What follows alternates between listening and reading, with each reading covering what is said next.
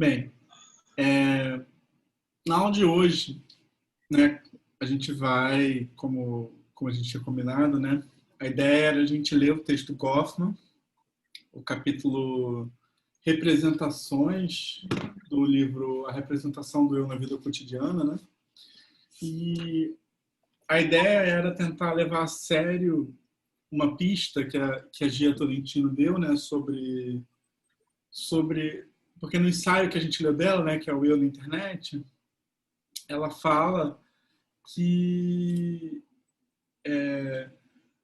a forma como a gente se relaciona na internet e tal, enfim, ela usou para analisar isso a categoria que o Goffman criou de apresentação, atuação, né, de você assumir certos papéis, enfim, que quem você era, né, tem a ver com os papéis que você representa, enfim.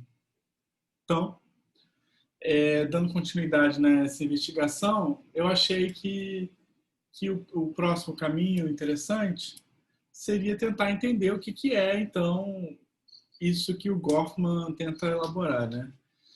E, bem, eu acho que antes de começar a falar do texto, tem uma pequena confusão terminológica que eu vou ficar fazendo ao longo da aula de hoje, né? Mas que eu acho que é uma confusão de propósito, que o Goffman ele vai falar o tempo inteiro em termos de representação, de apresentação, mas eu acho que até para a gente ficar no espírito do tema que a gente está falando, eu acho que dá para falar que o Goffman está falando sobre perfis, né?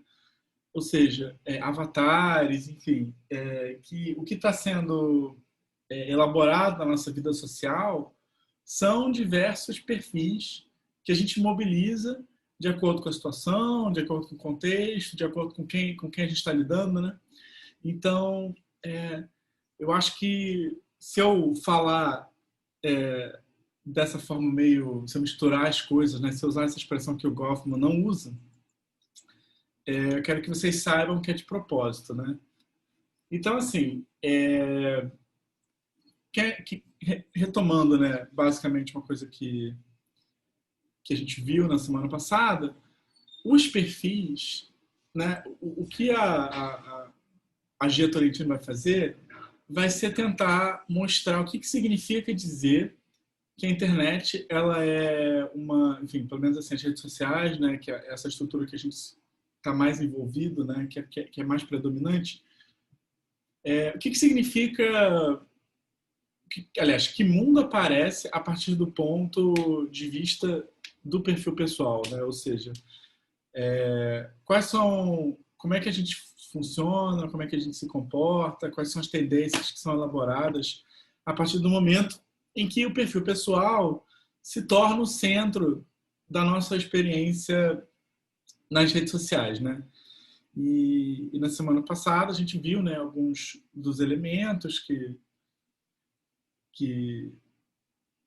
aliás, alguns dos elementos não, né? Algumas das formas como isso se desenvolve, né? Ou seja, a distorção do senso de identidade, a crença de que a opinião é uma espécie de ação efetiva, a maximização do senso de oposição, distorção do senso de escala e degradação da nossa ideia de solidariedade. Bem, isso vão ser alguns dos efeitos que a Gia Tolentino vai descrever como consequências, né, dessa estrutura centrada nos perfis pessoais. Bem, como eu falei, né, uma das ferramentas teóricas que ela usa para falar disso é o Goffman, né, o livro A Representação da Eu na Vida Cotidiana. E quando a gente lê a sinopse desse livro, né, de fato, parece que o livro foi feito para as nossas análises, né? Porque a ideia do livro, né, é justamente tentar analisar as formas de interação, né, e como essas formas de interação a gente está sempre, de certa forma, atuando, e essas atuações não é que elas sejam falsas ou verdadeiras, né, a gente vai falar sobre isso depois, mas ele tenta entender a vida social a partir do que a gente quer expressar, né? E não apenas o que a gente quer expressar, mas também como o que a gente quer expressar tem que entrar numa negociação junto com o público que está diante da nossa expressão, né? Então, assim, eu acho que isso é importante. Por quê? Porque, por algumas razões, né? Mas, assim, primeiro porque eu acho que, bem, se a gente vai falar de desorientação, né? E se os perfis pessoais, né? Como eu falei para vocês, eles me parecem ser uma forma de orientação no mundo, eu acho que é importante que a gente afaste a ideia de que a gente se apresentar ao mundo é uma coisa inautêntica, né? De que a gente fazer um papel, sei lá, ser um tipo de pessoa, que a gente representar um tipo de pessoa específica, né? É importante a gente afastar a ideia de que isso viola qualquer pretensão de autenticidade, né? Pelo contrário, eu acho que uma das coisas mais maravilhosas que o Goffman mostra é como a própria ideia de autenticidade e de inautenticidade, elas também são parte da experiência, né, do que é representado, né?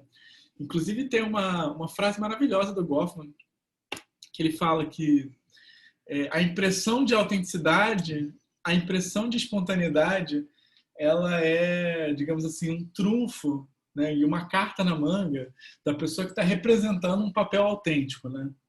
Então, assim, eu acho que o que o Goffman faz, que é interessante para essa investigação, é tentar desmoralizar, né, essa questão, né? E, bem, uma coisa também que eu preciso falar também, né, é que, bem, eu não sou uma pessoa da sociologia, eu sei que o Goffman pertence a toda uma tradição sociológica americana e tal, tem discussões com interacionismo, que algumas pessoas vão levar muito mais adiante do que eu, e às vezes, assim, quando eu li o Goffman, eu tinha um problema que, eu não sei se vocês têm isso às vezes quando vocês vão ler algumas coisas, né? Às vezes vocês acham que um texto vai ser perfeito para o que vocês querem falar, que, assim, enfim, vocês precisam disso para o que vocês vão escrever. Enfim, no papel ele parece perfeito. Aí quando você lê o texto, você vê que de fato ele é perfeito. Ele é exatamente o que você queria, a tal ponto que também não tem nada para você fazer com ele, né? Isso é sempre uma experiência frustrante, né? Mais frustrante, eu acho, do que você ler um texto e ele não servir para você, né? Eu acho que o problema é quando ele serve até demais, né? Porque você fica pensando, bem, o que eu tenho para falar diante disso, né? E assim, enquanto eu li esse texto, eu me maravilhava, porque assim, as elaborações que ele faz, as descrições, sobretudo as descrições das pessoas tentando ser educadas e terem a etiqueta correta e passarem a impressão de que elas se importam com as outras. Eu achei isso tudo perfeito, né? Então, assim, fiquei muito assim... Foi tão perfeito que eu fiquei meio assim, tipo, bem, o que eu vou fazer aqui, né? Mas, ainda assim, eu acho que, pensando bem, né, enfim, consegui extrair algumas coisas que eu acho que tem a ver com Goffman e tem a ver também um pouco com algumas questões que me surgiram a partir dele, mas que não estão lá, né? Então, assim, eu não vou apresentar um resumo do texto, porque eu acho que, enfim, de novo, eu acho que é um texto que é muito simples de ler, né? Porque é basicamente uma coleção de anedotas maravilhosas, em que ele vai mostrando como várias vezes que a gente acha que a gente está agindo naturalmente, na verdade, a gente está envolvido num esforço de negociação que acho que é fora da consciência, às vezes, né? Mas que acaba enquadrando muito do que a gente se comunica, né? Da maneira como a gente se comunica. Então, assim, qual é a primeira coisa que eu queria marcar, assim, nessa aula sobre o livro do Goffman? Bem, eu vou ser bem, assim, puxar a sardinha para o meu lado e dizer que a primeira coisa que eu acho que dá para marcar é que o Goffman ele meio que confirma uma hipótese que eu tinha quando eu falei na semana passada que eu não achava que era a tecnologia, ou seja, o desenvolvimento das redes sociais enquanto um aparato técnico que fazia com que a gente construísse essa estrutura de organização social a partir dos perfis, né? Ou seja, só para retomar rapidamente, o que é a estrutura de organização de perfis?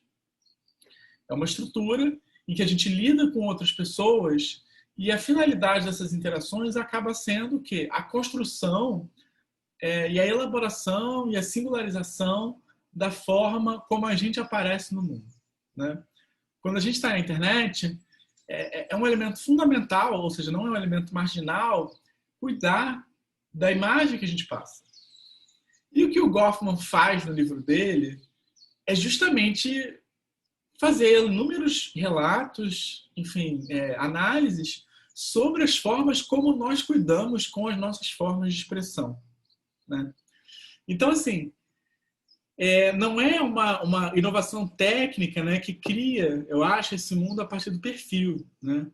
Enfim, se na internet o perfil aparece, né, como hegemônico, eu acho que é mais uma questão de amplificar um tipo de organização social que já preexistia do que algo que foi criado, né, pelo desenvolvimento técnico, né?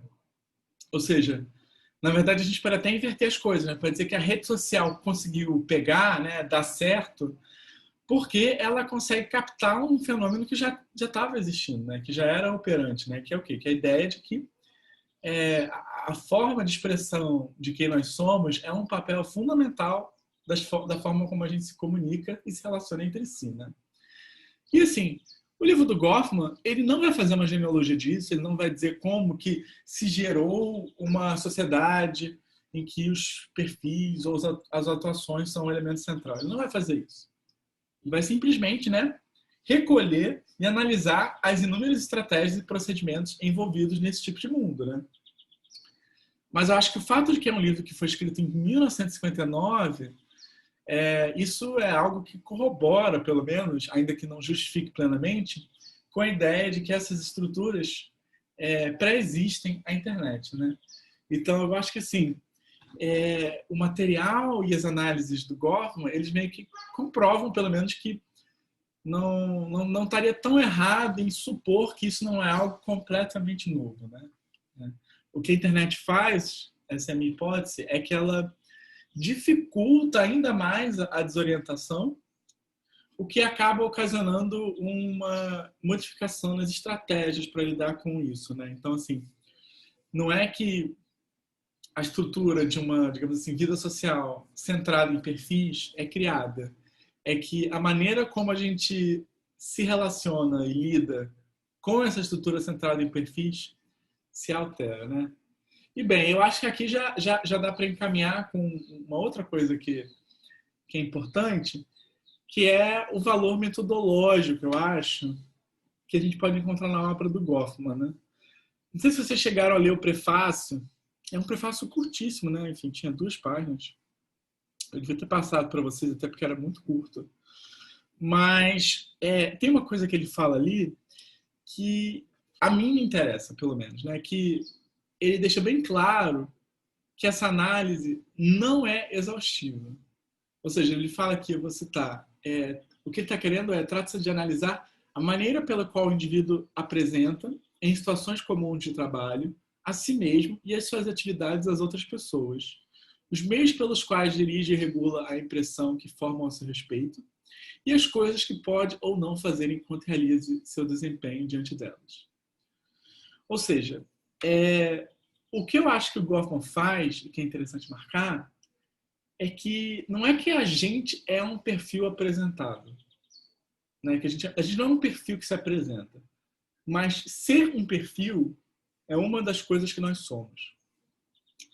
Então, assim, o que é metodológico, eu acho assim? Eu acho que ele está botando entre parênteses todas as outras formas de socialização e de organização e de subjetivação que existem para se focar no paradigma da apresentação, no paradigma que ele vai chamar de teatral, né? Então, assim, ele quer entender as relações sociais a partir de uma teatralidade, né? Ou seja, lendo a vida social como se as pessoas fossem atores que estivessem se apresentando diante de certos públicos, né?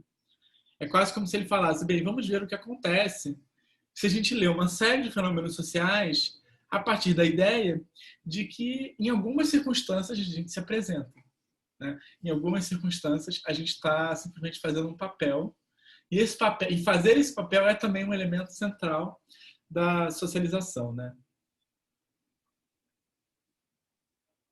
Mas eu acho que não apenas isso é uma escolha metodológica forte, né? Porque ela ajuda a gente a não se comprometer com coisas demais, mas eu acho que quando você se recusa a reduzir os sujeitos a serem atores, né? Ou seja, quando você diz apenas que eles, entre outras coisas, eles são atores, você permite, você deixa aberto o espaço para que haja outros tipos de interação, né?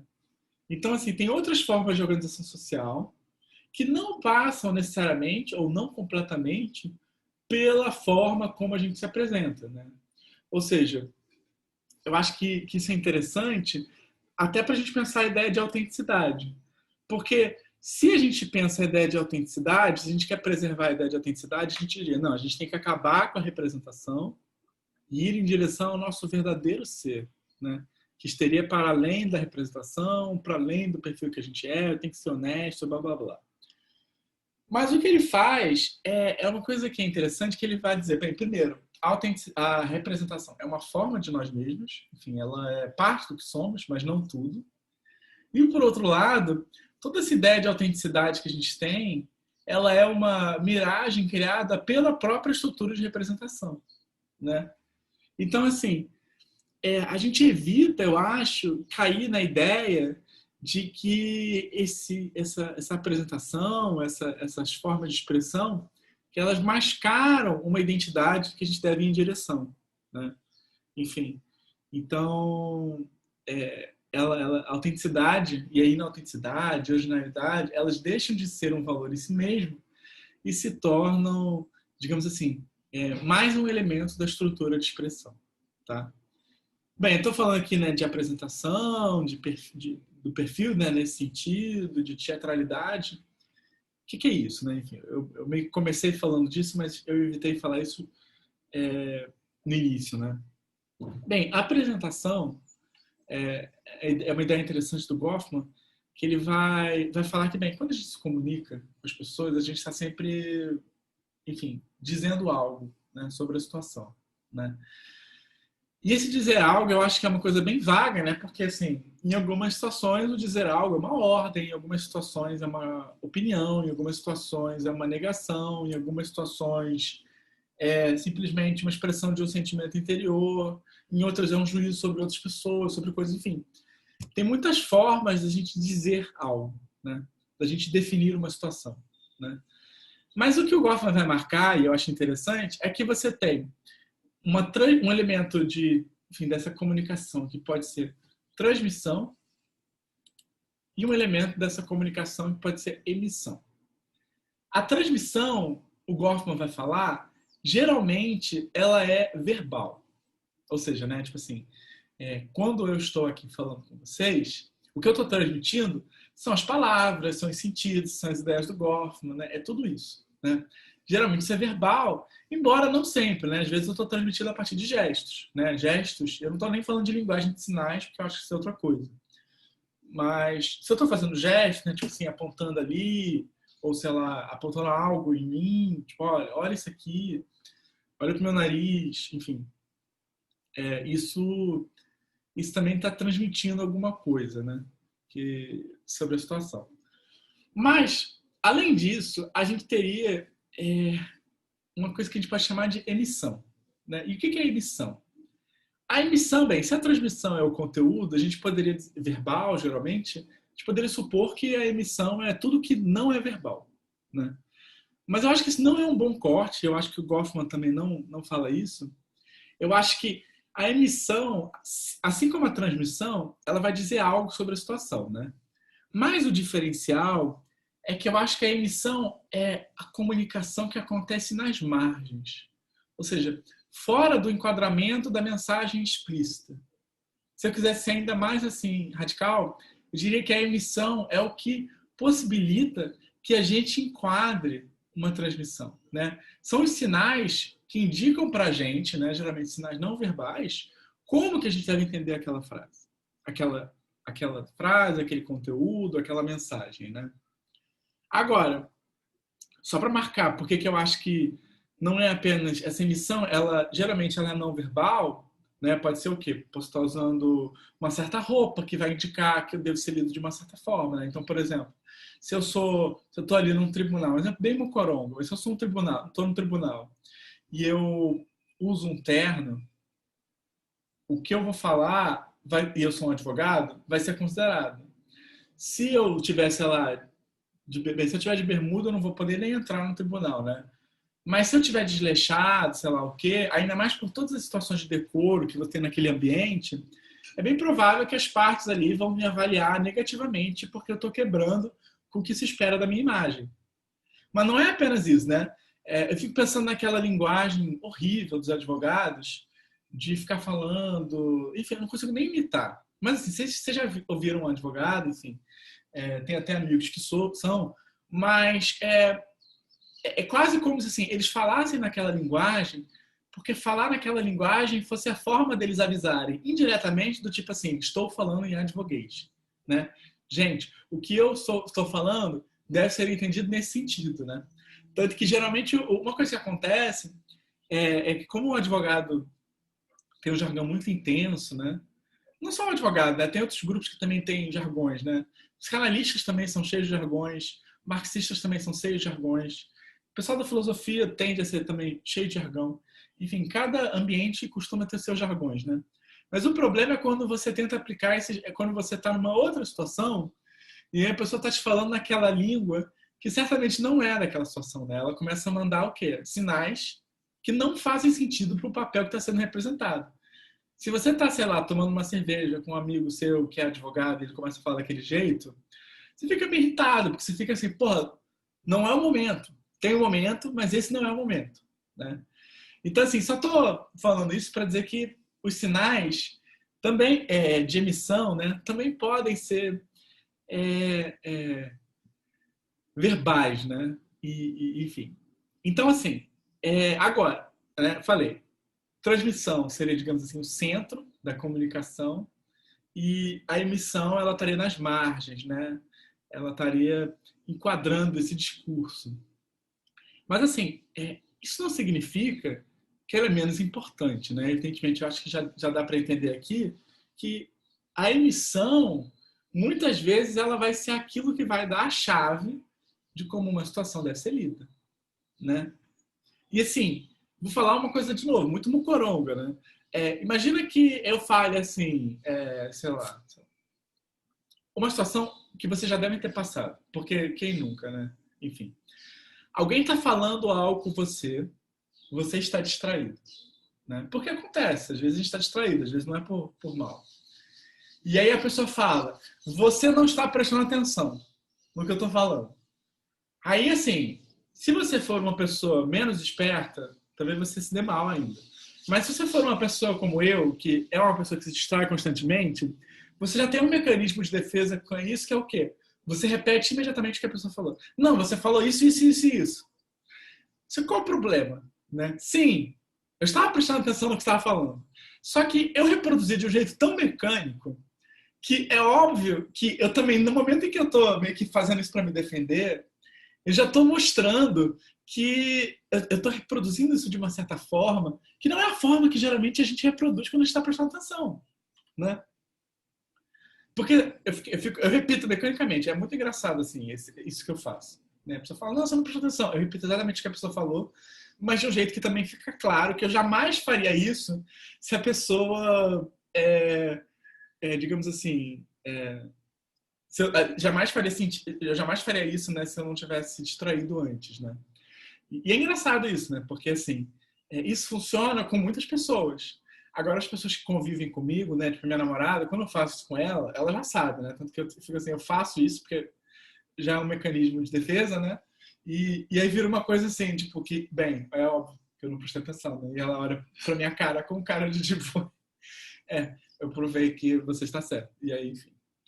Mas, tudo bem. Mas só para mostrar, né, bem, isso é um capítulo bem imagético, né? Então acho que é o caso, né, de dar muitos exemplos. Que elementos que estão nas margens do discurso, ou seja, que não é o que são falado, eles também dizem muito, né? É basicamente isso que o Gorkman está falando, né? E assim, também fala uma coisa que é interessante, que é chato, mas que é Muitas dessas formas de emissão, algumas delas são voluntárias, outras não são. Algumas são automáticas, como essa que eu acabei de falar, e outras são meticulosamente planejadas, né? Mas outras são, digamos assim, né, a gente usa a partir de recolhimentos, tipo assim, reações mnemônicas, né, da memória. Outras, por exemplo, às vezes a gente se apoia talvez numa memória cultural, né, formas com que a gente tem que reagir em determinadas situações, né, enfim. Mas o que importa, independente de elas serem explicitamente pensadas ou não, é que elas acontecem na margem, né? Então, assim, independente de você pretender isso ou não, o negócio é que vão ter coisas que vão ser recebidas pela pessoa com quem você interage, que não estão apenas na mensagem que você está mandando explicitamente, né? E aí, assim, bem, isso gera uma consequência, né? Que é, ok, eu estou mandando sinais, fortes sinais, quando eu falo alguma coisa, né? Além da mensagem que eu estou mandando, né? Então, assim, eu estou emitindo coisas. E aí, quando alguém recebe isso, assim como a mensagem que a pessoa recebe, a pessoa pode avaliar isso. E o que eu acho que é interessante é que esse tipo de avaliação não necessariamente ela é, ela é, digamos assim, coordenada com a aceitação da mensagem. Vou dar um exemplo bem bobo, assim. Mas, assim, digamos que alguém está sendo escroto comigo. E que alguém escrotiza, me xinga de uma maneira completamente injusta. E a pessoa age como se ela estivesse me escrotizando. Bem, nesse caso, olha que interessante. Eu vou recusar a mensagem dela, né, no sentido de, tipo assim, eu discordo, eu acho que você está sendo um babaca, um filho da puta. Eu vou responder na mesma moeda, tipo, gritando também com a pessoa, se a pessoa gritou comigo. Mas, como eu respondo gritando para ela, ou sendo hostil de volta, eu estou concordando com a pessoa se apresentar como alguém hostil, né? Então, assim, a pessoa não apenas fala palavras ruins, mas se apresenta como alguém hostil. Então, eu tenho direito de responder de maneira hostil, né? Isso é uma forma de concordar com a interação da pessoa. Mas aí, a gente tem aquela situação... Então, assim, olha que interessante. Você recusa a mensagem, mas você concorda com a emissão, né? Porque você, como é que você concorda? Você responde e continua aquilo, né? Você não se opõe àquilo. Agora, digamos que a gente tem a situação horrível, horrível, em que você está... Isso acontece com todo mundo, eu acho. Você está discutindo com alguém que é uma pessoa que é tão... A pessoa normalizou tanto o fato de que ela é escrota que ela faz isso da forma mais banal. E aí a pessoa fala coisas escrotas, mas de uma forma que já foi normalizada. Então, porque, ou seja, você já aceitou que a pessoa age daquele jeito durante muito tempo. E só que você normalizou a tal ponto que quando a pessoa te fala uma coisa escrota que você não consegue mais segurar, você sente que você não tem direito de ser hostil com ela, porque você estaria quebrando e discordando dos sinais que ela emite. Porque todas as outras vezes você reagia normal e agora você ficou puto e você quer mandar ela tomar no cu. E você não pode. Então, olha que coisa, você discorda da mensagem, mas nessa situação você também discorda da emissão. Só que porque você está habituado a reagir de uma certa forma, você fica sem saber o que fazer. Porque se você fica puto e reage, é aquela situação que todo mundo já se viu do outro lado, né? E também, às vezes, também do lado de quem está causando isso, né? Mas você se vê naquela situação de que você xinga a pessoa e aí você sente que está completamente desproporcional e de que você meio que perde a razão, apesar de que você sabe que a pessoa sempre foi escrota com você. Talvez eu esteja falando de casos pessoais, tá, gente? Talvez. Mas, enfim, o que eu acho importante marcar é que o público, ou seja, quem recebe essa mensagem, na maneira como ele recebe, ele também está meio que assim, dizendo se ele aceita aquilo ou não, né? E assim, o que o Gorkman vai falar? Com base no que alguém aceita a ação de uma pessoa. Ele vai dizer uma coisa bem interessante. Que ele vai dizer que a gente julga, o público julga o papel não pelo valor do papel em si, ou seja, não é se a pessoa está sendo escrota comigo ou não, não é isso que está sendo julgado. Isso está sendo julgado no nível da transmissão, digamos assim. Mas o que está sendo julgado é se aquele papel é coerente ou não. Então, assim, se a pessoa age de uma certa forma e depois age de outra, né? Se a pessoa é muito boazinha, aí depois ela é escrota, você fica bolado porque ela agiu de outra forma que frustrou suas expectativas. Mas o que eu acho interessante é que não é apenas assim as expectativas que foram frustradas. É como se você tivesse sido traído. Porque quando a pessoa age de uma forma boazinha, é como se você assinasse um contrato. Ou de uma forma má, né? É como se você assinasse um contrato com a pessoa, né? É tipo assim, bem, você está prometendo ser essa pessoa, então, em troca disso, eu vou reagir de uma certa forma, né? Eu vou, digamos assim, reagir do jeito que você espera quando você faz essa persona e você se compromete a não mudar essa persona. Por quê? Porque meio que quando você. É uma coisa que eu vou dar uma metáfora esportiva, assim. Mas quando você se compromete a agir de uma certa forma por causa da promessa de outra pessoa, enfim, aí você se expõe, né? Porque, ok, você confia na pessoa, então você se expõe. Se a pessoa te trai, você se sente, digamos assim, né? Não apenas traído nas expectativas, mas você se sente traído com relação a você mesmo ter se comprometido e ter agido daquela forma, né? Você se sente um otário, né? E assim, e eu acho que por que eu acho que esse contrato acontece, né? Fico pensando nisso, mas uma coisa que acontece em alguns esportes, isso é muito visível no futebol americano, mas eu acho que acontece também no futebol e no basquete, que é o quê? É muito mais difícil você jogar na defesa, digamos assim, do que você jogar no ataque. Porque quando você joga na defesa, você está tendo que reagir. Então, assim, não apenas você tem que processar a informação, como você tem que, ou seja, ler o que está acontecendo, como também você tem que,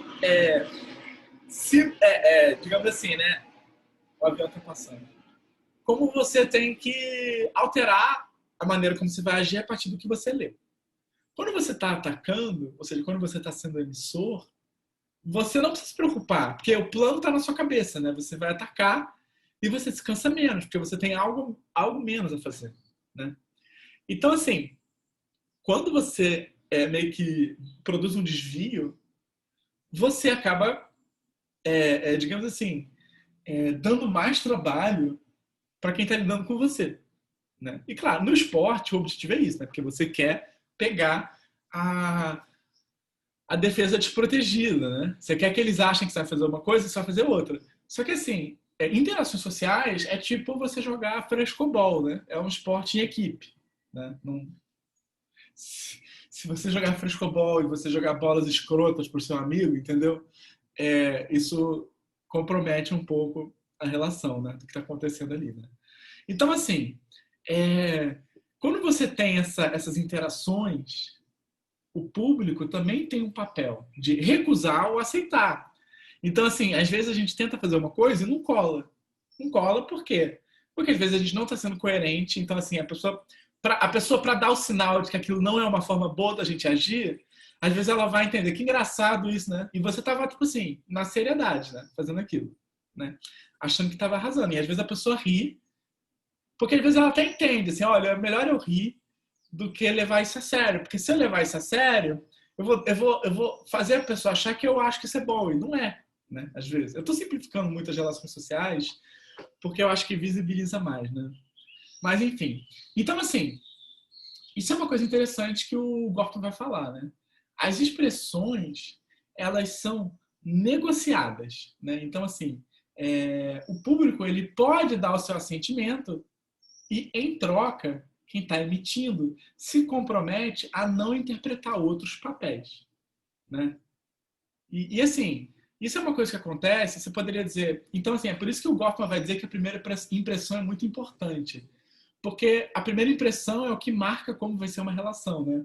E o exemplo que ele dá o exemplo de que você vai, sei lá, no trabalho, ou ele dá o exemplo de um trabalho, ele dá o exemplo de um professor E ele dá o exemplo também de garçons, né? Que ele fala que garçons, eles têm que botar uma moral, porque senão o cliente vai sentar em cima dele, sentar e montar, né? E aí fudeu, né? Porque a gente já sabe também que tem gente que realmente se aproveita dessa relação assimetria de poder que tem, né, entre um garçom e a pessoa que ele está servindo, né? Porque como a pessoa paga, ela sente no direito de fazer o que bem entender.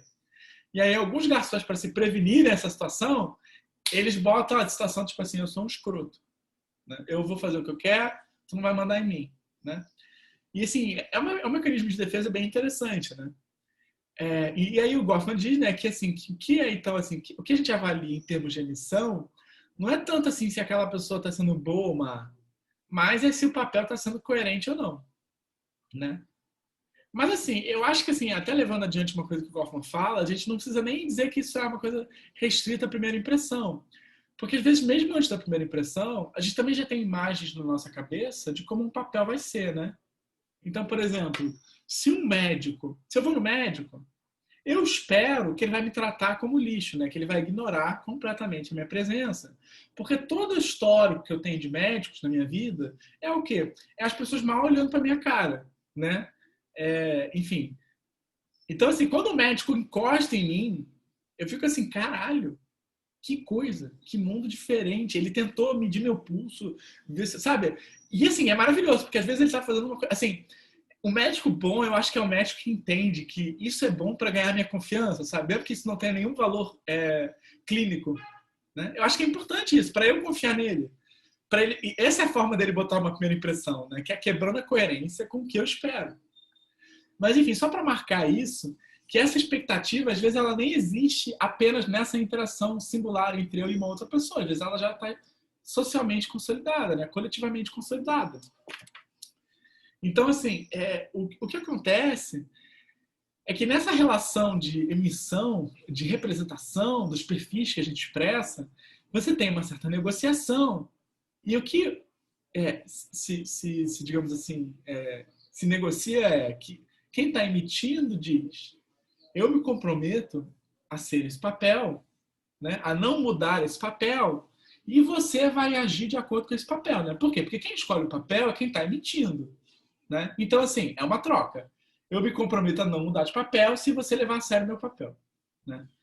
Então, assim, isso é uma coisa que, que é interessante, né? Enfim, engraçado como isso acontece. Fiquei pensando aqui agora. Enfim, é um texto que eu até queria participar, mas enfim, o livro ainda está chegando. Eu encomendei ele, tem o PDF, mas é uma coisa que eu pensei para os buracos que tem no calendário do curso, né? Fiquei pensando, quando a gente vê séries, tipo série enlatada, isso não tem mais tanto hoje em dia, eu acho que diminuiu. Mas quando você tem a risada no fundo, é maravilhoso, porque a risada é como se a série estivesse falando assim: ria, esse é o momento que você tem que rir, entendeu? Eu estou dando esse sinal para você rir. Só que na prática, o que acontece, e quem fala isso é um cara que é o Robert Faller. Faller, né? Eu estou marcando o P porque é assim. Mas que ele tem uma ideia de interpassividade, que quem vai tornar isso famoso vai ser o Zizek, mas a ideia de que, na verdade, quando rola essa risada enlatada, não é apenas um sinal para a gente rir, é até algo melhor, né? O que acaba acontecendo na prática é que essa risada ri no nosso lugar. E é muito engraçado, né? Porque às vezes a gente também, às vezes, está falando na internet, a gente faz assim, ha, ha, ha, ha, ha, ha, ha, e a gente está com uma cara de cu olhando para a tela. Né? Por quê? O que está acontecendo? A gente está delegando, né, para as palavras ha, ha, ha, ha, publicamente. Né? A gente está delegando para a forma como a gente aparece no mundo a sensação do que a gente está sentindo. E o que o Faller fala, né, que é maravilhoso, né? Não é que a gente está assim, né, que isso é, enfim, algo falso, enfim. Não, de fato, né? A risada está expressando algo que a gente sente. Só que a gente não está sentindo em nós mesmos, né? Enfim. Então, assim, o que é interessante, eu acho que a gente pode até complicar ainda mais isso mais para frente, né? Mas, enfim. Então, assim, quando a gente interage, a gente emite uma coisa, né? De acordo com o Goffman, e a gente, enquanto público, a gente reage, a gente aceita ou nega. E uma das formas mais comuns de frustração, como eu falei, é quando você age de uma forma diferente, quebrando a expectativa, né? Mas isso me fez pensar num tipo de frustração muito específica, que eu acho que vocês já devem ter sentido, né? Porque eu acho que é a pior das frustrações, que é o quê? Que é quando você vê alguém performando um papel, mas você vê que a pessoa tá... E assim, por que acontece quando a pessoa se frustra, né? Bem, quando a pessoa se frustra com uma incoerência, você percebe, putz, essa pessoa está só agindo, às vezes ela não é realmente só isso. E assim, o problema é que não é que a pessoa realmente só seja isso, né? Mas é que naquela atuação específica, eu quero que ela, tipo, se comprometa de que ela vai ser só essa pessoa. Então, quando a pessoa faz um deslize, voluntário ou não, e injeta uma incoerência, é como se essa cena marginal, né, do fato de que a gente está representando papéis, é como se ela fosse trazida para a cena, né? E eu ficar assim, porra, mas eu não posso confiar nessa pessoa, né? Eu posso até saber que essa pessoa está representando um papel em mim mesmo. Mas o que fica comprometido é o quê? É a sensação de que talvez essa pessoa não tenha justificativa para agir nesse papel, né? Isso é uma coisa que a gente vê às vezes. Enfim, Goffman dá uns exemplos sobre isso em representações falsas, dizendo que às vezes tem umas situações que o que fica comprometido não é assim, não é que a pessoa não tem capacidade de agir nesse papel, mas é que às vezes eu não vou conseguir mais acreditar que ela age nesse papel, né? E aí fica tudo inconsistente, aí eu não tenho nada para me prender, e aí eu posso ficar desorientado. Porque se eu não sei o que eu posso confiar na pessoa, eu fico desorientado, né? Então, assim, tudo bem que as pessoas têm papéis específicos, mas se naquela situação a pessoa pode ser qualquer papel, aí isso que é um problema, né? É esse tipo de incoerência que é um problema. Mas eu acho que tem um outro tipo de frustração, né? Que é o quê? Que é quando você tá perfumando um papel, né? E assim, e aí você percebe que aquilo é um papel, mas não porque a pessoa foi incoerente. É algo pior. Eu acho que tem um momento em que a pessoa tá realizando uma performance, está realizando um papel, está expressando um perfil. E aí a gente pensa assim, e não acontece nada de errado, mas a gente pensa assim, essa pessoa está só atuando, né? E não é nenhuma incoerência aconteceu, né? Mas ao mesmo tempo a gente sente que foi revelado, sem que nada de diferente acontecesse, que tudo aquilo é uma espécie de farsa. E o que eu acho que aconteceu aí é que, às vezes, as pessoas com quem a gente está interagindo, elas fazem papéis que são muito próximos aos papéis que nós fazemos em outras situações. Isso é um pouco mais visível, talvez, em situações profissionais, né? Digamos que você é uma pessoa que é um ator, né? E você, bem, você está o tempo inteiro enganando pessoas, né? E aí quando você tem vários procedimentos para você fazer isso, né? E tudo bem, isso faz parte do contrato, o ator engana as pessoas. Mas aí você olha um outro ator e aí você começa a observar, porque você também é um ator, você começa a observar não apenas ele atuando, mas você começa a observar, digamos assim, os procedimentos e os truques que ele usa, que são invisíveis ao público que está sendo enganado, mas que você, enquanto autor, você reconhece. Então, você naquela atuação, você consegue ver o quanto que ela tem de falso, né? Aquela atuação não é falsa para quem não é um ator. Ela é muito verdadeira, ela passa super bem, mas você, que também se põe naquela posição, que também usa aqueles mesmos truques, você vê aquilo e aqueles truques estão sendo bem feitos. Mas você pensa assim, isso é uma atuação. Essa pessoa, ela está apenas se utilizando de algo, né? Então, assim, eu vou dar uma situação bem banal, assim, né? Mas digamos que você é uma pessoa que, bem, você estuda, você pesquisa, você gosta de um assunto, você se anima quando você fala sobre ele, blá, blá, blá, blá, blá, blá, blá. Você acha que você tem uma relação espontânea com esse assunto que você gosta, que você ama, que você gosta dele de verdade, que quando você está falando com as pessoas você está empolgado de verdade. Mas aí às vezes você vê alguém falando com essa mesma empolgação que você, e aí você percebe que meu Deus, olha o quanto eu sou repetitivo. Olha o quanto eu fico mobilizando certas expressões, certos tiques, como eu fico contando que as pessoas vão reagir de certas formas. Enfim, você começa a reparar, e eu acho que é aí que é de interessante, que a pessoa que você está vendo, ela não está apenas assim vivendo aquele papel como você acha que você vive. Ela está o quê? Ela está se utilizando daquele papel. Ou seja, você enxerga na pessoa uma coisa que não apenas nós somos os papéis em certas situações, e nós somos de fato, mas que para que a gente seja o papel, a gente tem que meio que também, às vezes, encarnar ele artificialmente, se utilizar dele, né? Então, por exemplo, às vezes, socialmente, é interessante eu agir de uma certa forma, e não é que eu não seja isso, eu sou isso também, mas isso me traz benefícios. E aí, se eu estou vendo de fora alguém se utilizando de um papel que é o mesmo tipo de papel que eu também me utilizo, às vezes eu posso me sentir vulnerável, porque eu vou enxergar que eu também estou apenas atuando, né? Então, assim, o que eu acho que tem interessante nessa frustração específica, né, é que não tem de nada de incoerente na pessoa. Na verdade, a pessoa é até super coerente, mas é porque é um papel tão próximo do nosso, dos papéis que a gente atua, que a gente acaba revelando que a gente, para nós mesmos, a gente também tem que emitir sinais de que a gente está sendo autêntico, né? Então, assim, a gente tem que fingir para nós mesmos, às vezes, que nós sim, realmente estudamos as coisas, somos apaixonados, nós sim somos militantes, nós sim, o outro não, mas nós sim. Mas aí quando a gente vê alguém vestindo esse papel da mesma forma que a gente vê que digamos assim, esses sinais de autenticidade, de originalidade para nós mesmos, eles acabam sendo um pouco burlados e postos em questão, né? Então, assim, o que eu acho interessante é que, bem, ela meio que uma veracidade se mostra comprometida sem que você tenha um deslize, né? E ela é a que atinge a gente com mais força, né?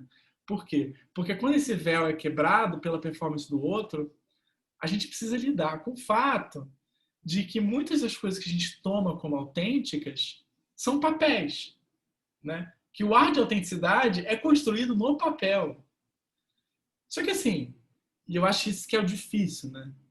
Isso não quer dizer que a gente é falso, né? Mas, assim como diante da incoerência qualquer, a gente também fica assim, pô, será que eu devo confiar em mim mesmo? Será que eu sou isso ou não sou? Enfim, tudo isso fica meio confuso, né? E a gente se encontra numa posição menos segura do que a gente gostaria de estar, né? Nada aconteceu, mas a gente se sente uma fraude, né? Acho que se sentir fraude é isso. É a gente perder confiança sobre os papéis que a gente representa. E assim, não é então que a gente seja uma fraude. Ser uma fraude não é ser um fracasso, mas é não conseguir confiar nos papéis que nós estamos atuando, né?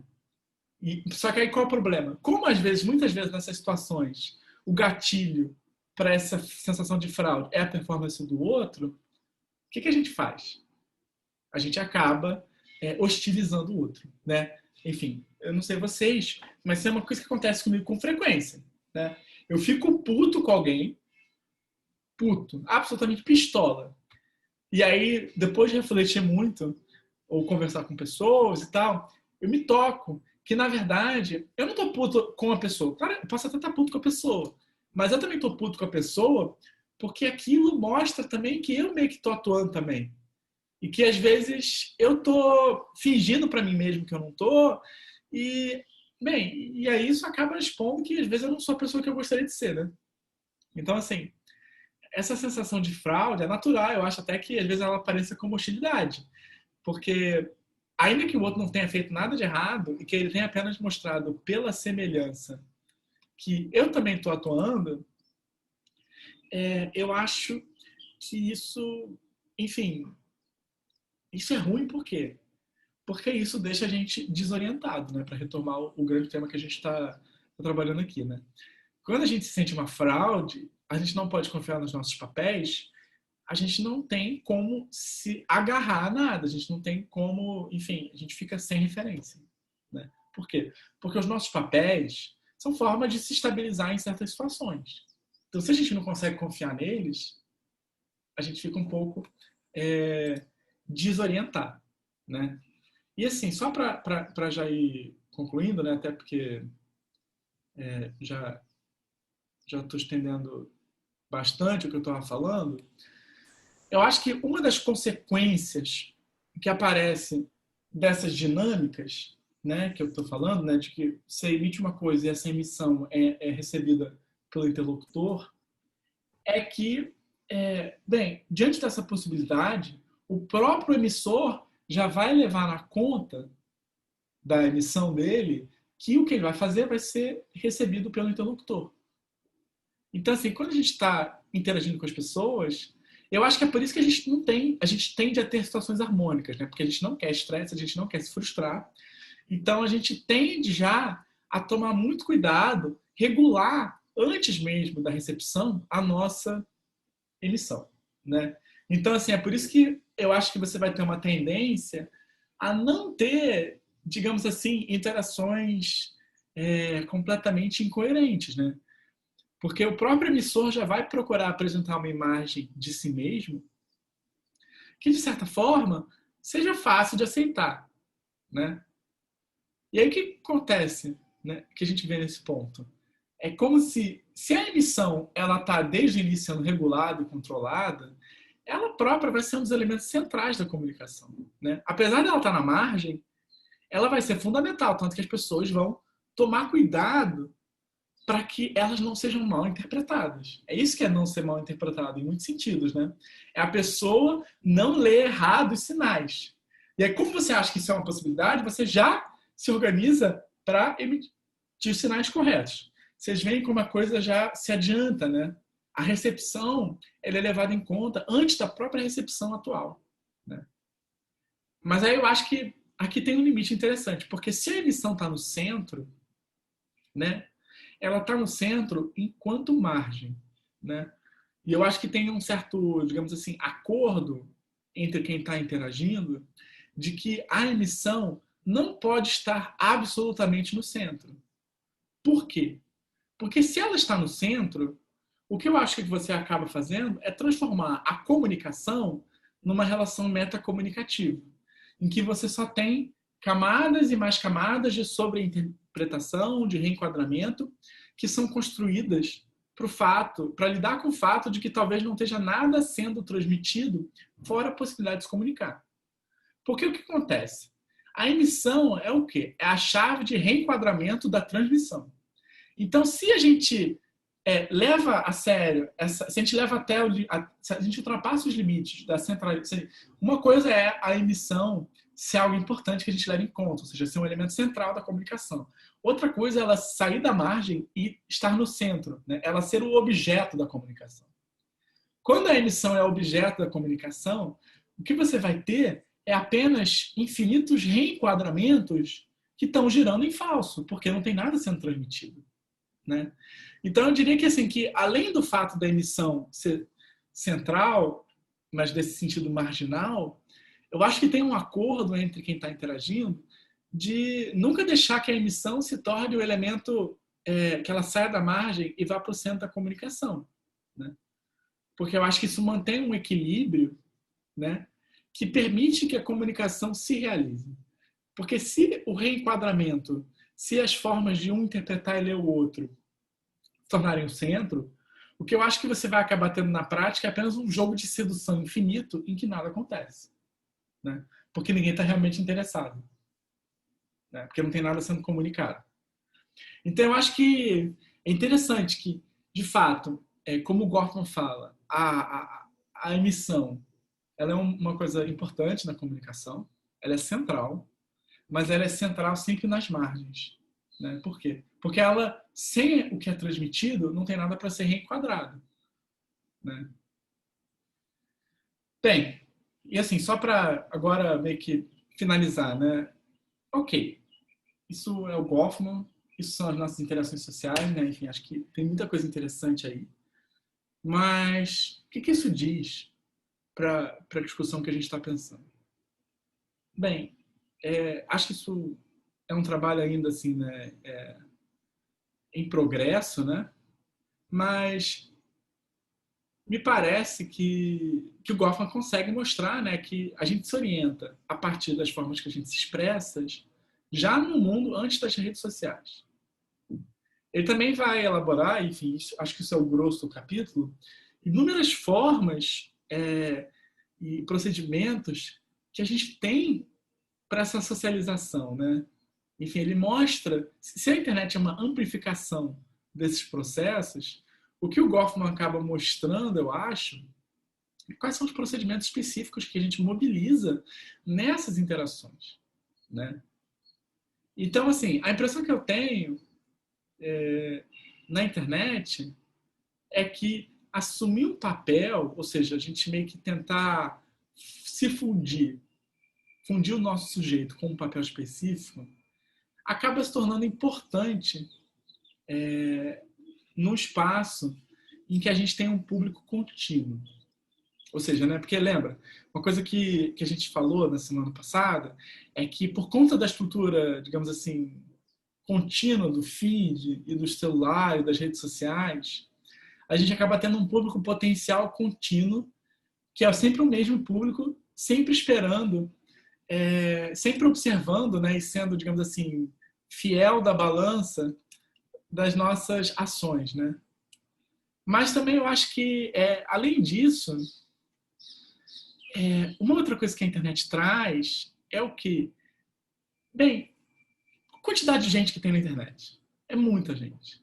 Então, assim, é inevitável que tenha cada vez mais pessoas que se parecem conosco. Né? Ou seja, que ocupam os mesmos papéis que a gente. Eu acho que, inclusive, isso é uma das vertigens que a internet produz, né? A gente vai percebendo que, nossa senhora, tem muita gente parecida comigo. Antes da internet, você não tinha isso, né? Enfim, o mundo era muito mais conectado, você podia até ver as pessoas, mas você não estava literalmente conectadas para elas como a gente está hoje, né? Então, assim, você podia fingir que talvez você era especial. Hoje em dia, não, né? Então, assim, não surpreende que diante dessa massa de sujeitos a gente seja tão especial. Mas é justamente por isso que eu acho que assumir um perfil, se tornar um personagem, acaba se tornando uma estratégia que ganha espaço na internet, né? Porque tem muitas formas da gente lidar com essa sensação, tanto do público contínuo, quanto dessa sensação de banalidade, né? Mas eu acho que uma das formas mais comuns disso acontecer, né, de lidar com o fato de que a gente tem essa estrutura representativa, né, de que a gente está ocupando vários papéis, é meio que dobrar a aposta num personagem específico que a gente representaria. Ou seja, e aqui tem uma coisa interessante, né? Porque a gente se usa daquilo que faz a gente sofrer. A gente se aproveita do fato de que tem um público contínuo que está homogeneizando ele, que tá homogeneizando a gente, ou seja, a gente se aproveita do fato de que sempre tem alguém, alguém vago e abstrato observando a gente, para reafirmar as escolhas de ser a escolha de ser um personagem específico. Então, assim, é isso que eu acho que é interessante. A gente se aproveita disso justamente. Não, então tá, eu vou marcar que eu sou um personagem específico. E assim, por quê? Porque o público potencial, né, contínuo, que é o que faz assim a gente ser refém de uma certa coerência, de um outro ponto de vista, ou seja, de um ponto de vista de alguém que não quer ser banal, de alguém que quer se fundir com uma certa identidade, ele acaba sendo o que permite avaliar se a gente está sendo essa identidade ou não.